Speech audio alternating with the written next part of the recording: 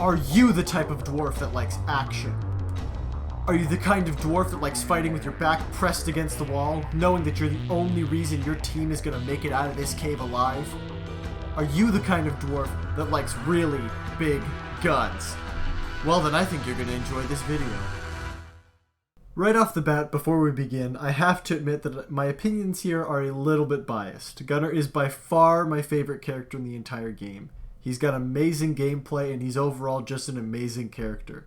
And I'm glad to see that a lot of people agree with me. When I look at the Discord, I see tons of people talking about how great he is to play.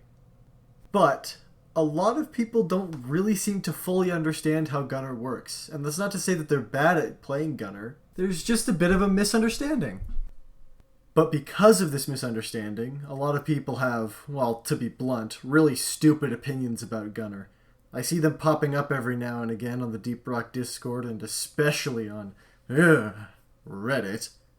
And it really makes me wish that more people understood the character better, which is one of the big reasons why I put this video together. So forgive me for being a bit of a complainer, and forgive me if I sound a bit overdramatic, but I think that Gunnar is a much deeper character than most people are willing to give him the time of day. I get really annoyed when I see people just dismissing him off the cuff as this really straightforward and brain-dead character that could easily be replaced by just having a second driller on the team. A lot of people just take one look at Gunnar and make an assumption. And honestly, I can understand that.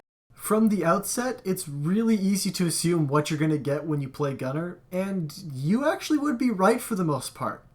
Well, from a surface level glance, that is. I'm not gonna lie, Gunnar is an absolute powerhouse when it comes to direct combat. He has incredibly heavy firepower, the ability to kill bugs both big and small, and he is overall incredibly well-rounded. All of this combined gives Gunnar incredible versatility, and this is actually where the misunderstandings tend to come from. I often find that people don't understand how to use the versatility both inside and outside of combat. Now, I know better than anyone how fun it can be to just shut off your brain, hold down left click, and destroy wave after wave of bugs, but when you focus too much on getting the kill, you tend to lose sight of a lot of really important things that you have to be doing as Gunnar.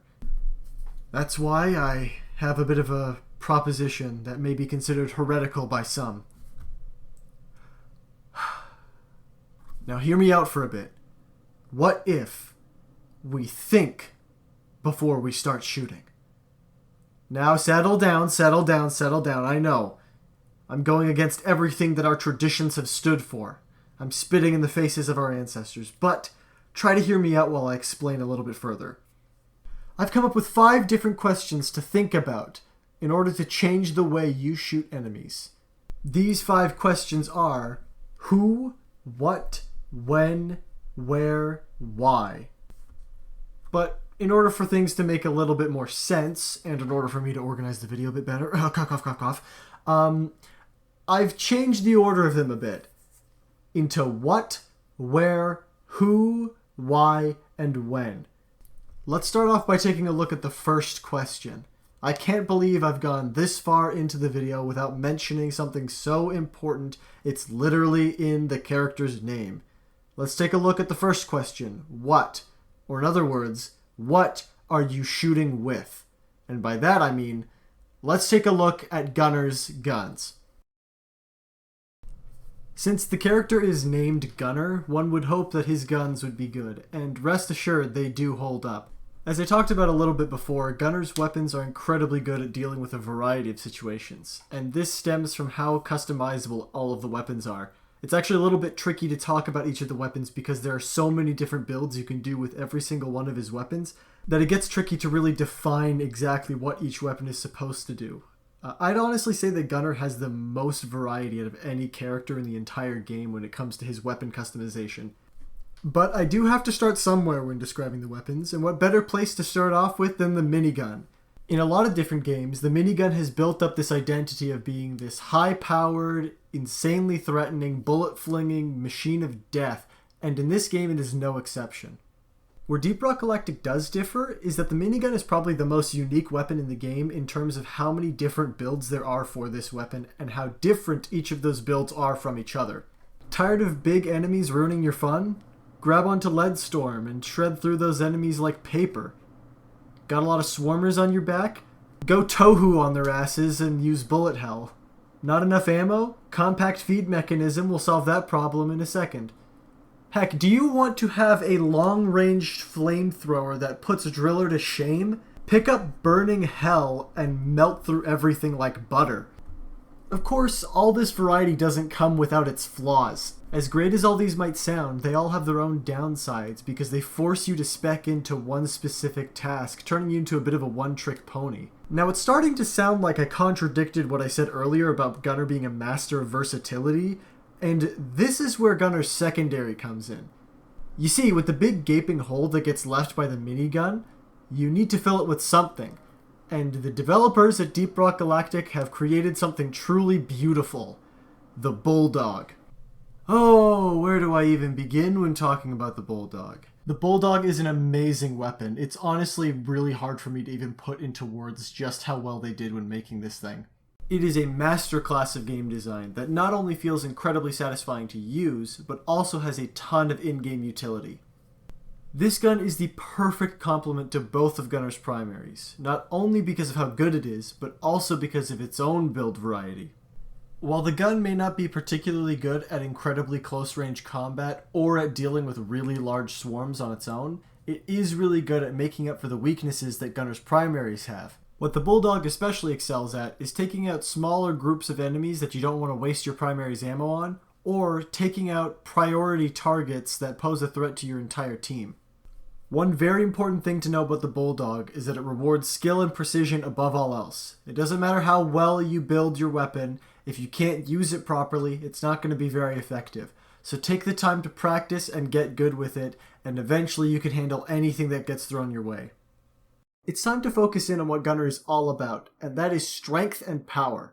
There's nothing that exemplifies this more than the autocannon. The autocannon is a devastatingly powerful machine with such wonderful sound design. You can really feel the power behind each and every bullet being fired. Like the minigun, it has a great deal of variety, though I will admit it is best suited to dealing with large swarms. The autocannon heavily rewards team players, and you're really encouraged to be out there on the front lines protecting your team. So, if you like playing multiplayer, and you like being the type of person that's going to be at your team's side, a pillar that your team can hold on to when the going gets rough, the autocannon is definitely one for you. Last of all, we have the BRT, or as I like to call it, the Burt. Now, a lot of people don't seem to like the Burt for some reason, and I don't really understand why. I mean, I can understand that it doesn't have as many build options as the other guns that Gunner has, but it's honestly a pretty good weapon, and it's got a lot of cool stuff going on with it. It's fun to use, and it's probably the best short-range weapon that Gunner has in his arsenal. Much like its bigger older brother, the Bulldog, if you put thought into your build and you plan it out with your primary, it should be a fantastic weapon to have along at your side. But when it comes to attacking, Gunner isn't all about guns. He also has, like every other class, 3 grenades that you can choose from. The first grenade is the sticky grenade, which you can throw and stick to a target before it explodes. This one is interesting and has a lot of potential, but it is also a little bit tricky to get the hang of. When an enemy is stuck with the grenade, they get the fear status effect and immediately run away. So it's actually best to throw it at the ground, right where a swarm will walk, and then it'll explode underneath them. Just make sure you get the timing right. It's also useful on big targets that are in the middle of large crowds. The incendiary grenade is another incredibly reliable grenade and is the go-to pick for most gunners. The grenade lays down a large blanket of fire, acting as an excellent area denial tool. This grenade is probably the most reliable simply because of how easy it is to use and how easy it is to get the timing right for it. Finally, there's the cluster grenade. This grenade is one of the most exciting, as when you throw it, it explodes into a bunch of smaller grenades, which then also explode. It is, however, one of the most unreliable grenades, as when it explodes, all the little grenades can bounce all over the place and miss their target entirely. You can be aiming right at a swarm and miss all of the bugs. However, if you take time to practice and understand how the grenade interacts with terrain, this can be an incredibly effective and deadly weapon. Well, we are finally done talking about guns. That was a little bit longer than I was expecting. Well, okay, not really. It was nowhere near as long as I wanted to talk about them, but that's a matter for another time. Now is the time for question number 2, or more specifically, where, or even more specifically, where are you shooting from? What I'm essentially talking about here is positioning. It is an incredibly important part of gameplay. All pro players will tell you this. You need to know how far you should be from your foes and your allies. Now, this might sound pretty obvious, but you need to take into consideration what class you're playing as and what build you have. Both of these things dramatically change how you approach combat. Now, there is a lot of ground I can cover here in terms of how you should approach combat based on your different builds and what sort of distance you should keep for yourself. However, I'm going to skim on the details a bit and just give an overall view, because if I talk about all of that, this video is going to be, well, it's probably never going to end because I could talk about this forever. So let's not delay any longer and dive right into things. I think the best way to show this off is to look at a little clip of some gameplay just to give you guys an idea of what I'm talking about. So, in this clip, I'm going about my regular business, shooting at some grunts when stop. I realize I'm not in a great position. I don't have a lot of room to work with. So, I shoot a bit, contemplate throwing a grenade, but decide it's not worth it, move around so I have some more room to work with and I don't have a cliff at my back, shoot a bit, and then this. This is going to be a bit of a problem. I start pinging him to let my teammates know what's going on, and then a Corona shellback. Now, I'm here, Praetorian's there, Bulk's there, Corona's there. I don't got a lot of room to work with. So, I make a break for my zip line, hop on to make an easy getaway, throw down a firebomb to cover my tracks, and start shooting. As you can see, I'm in a great position now. Gunner is all about finding these key positions to keep yourself at a healthy distance. See right here, I've kind of put myself back into another bit of trouble, so I start moving to cover more ground and help my teammates out in this fight.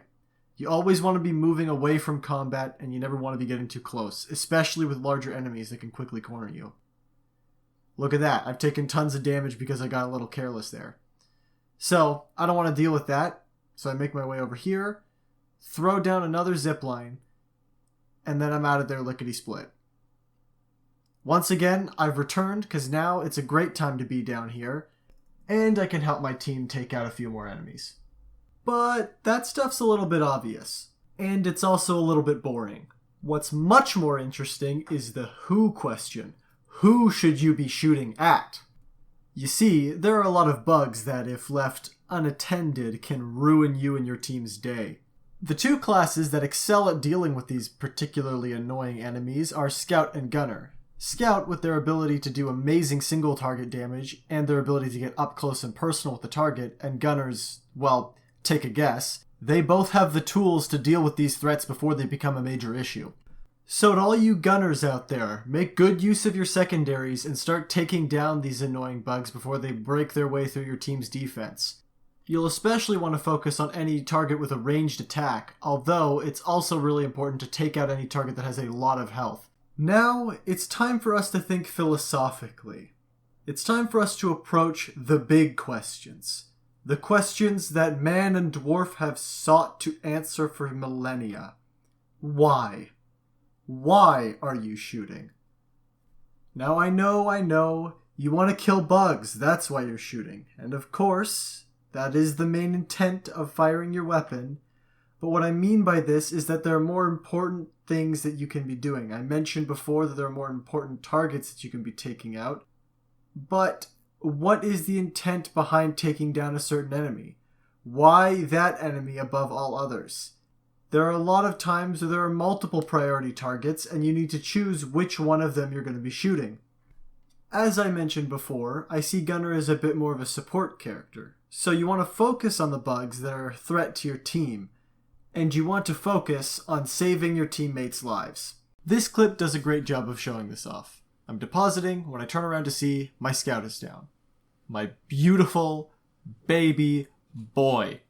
So, I kick into action. I make my way down to the zip line, but not before taking out some Mactera that could prove to be a bit of a threat later. I hop on it and see that there's a crowd beneath me. So I chuck a firebomb out and hit my engineer, but the important thing is I thinned out the crowd. Then I hop down, make my way over to the site of the disaster, pull out my shield, hop on over, and throw it out, then I get to reviving. Speaking of the shield, most of you probably thought I forgot about it, but rest assured I did not. The reason it took me so long to get to this point was because I wanted to address a couple other things like positioning and targeting specific enemies before I dived into Gunner's equipment. You see, the shield is part of Gunner's equipment. The other piece of equipment we will get to in just a little bit. But for now, let's talk about the shield. The shield is what really sets Gunner apart and what truly makes him, in my eyes, a support class. See, I mentioned before about how important spacing is and how important it is to create distance between you and an enemy.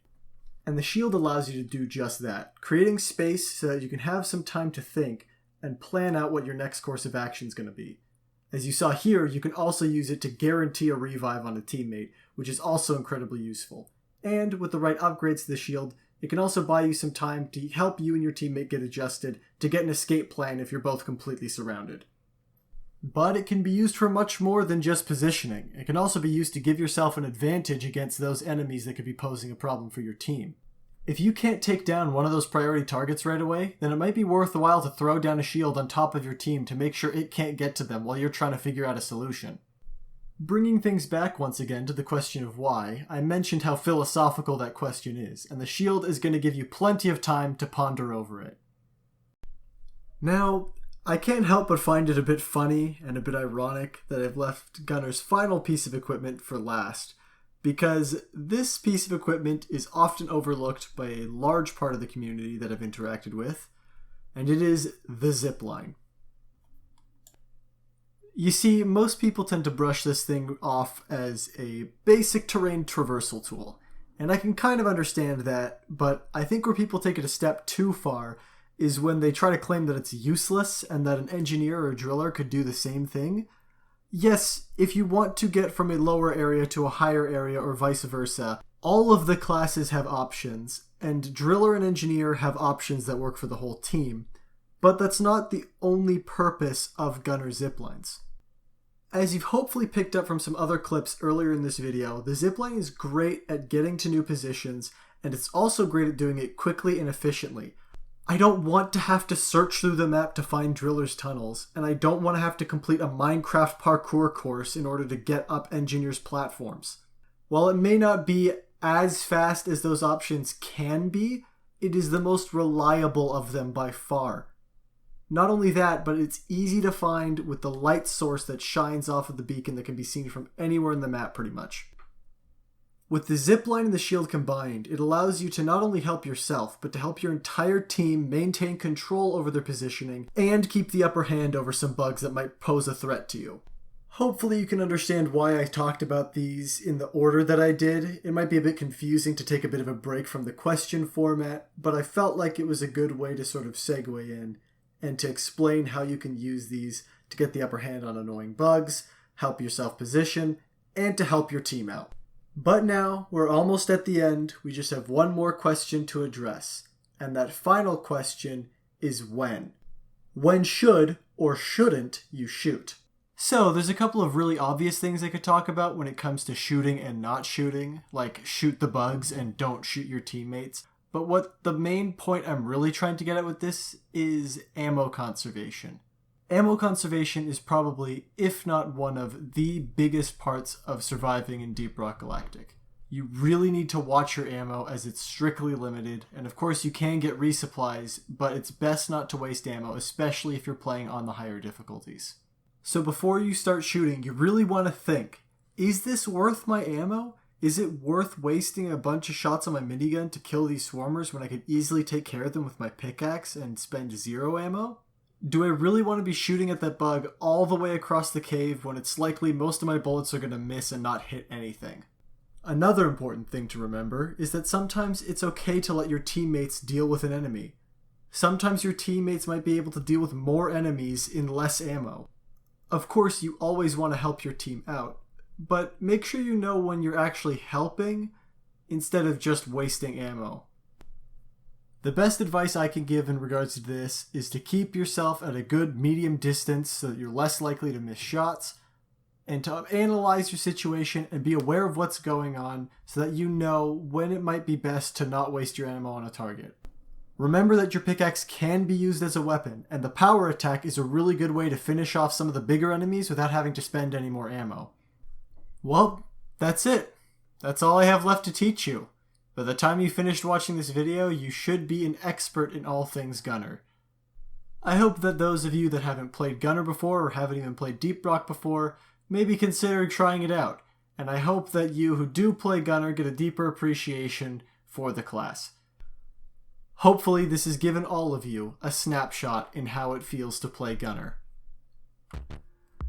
Okay, so a couple things. I'm just doing this last little ending bit off the cuff, not really scripted like the rest of the video was. Thank you so much for watching. It was great working on this video. Now, I feel like it took a year off my life to make this video. It was really hard, and I'm not saying that as a sympathy grab. It was because I was so lazy that I would take months off in between working on this video, where I would just do nothing on it, and I felt like trash, and it was just really hard to muster the energy to put this thing together.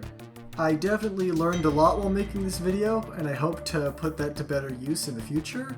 I really enjoyed doing this, but I think I have a long way to go, so please tell me what you liked about the video and what you didn't like, and I can work on fixing the things that you didn't like and keeping the things that you did like, and hopefully I can work myself into a format that I really like, because there were a lot of problems with making this video. But anyways, one final time, thank you so much for watching. Please like, subscribe, blah blah blah blah blah. You know all the crap that YouTubers are legally obligated to say. And one last time, thank you so much. Go out and play Deep Rock Galactic. That is my final message. Salty Salsa out.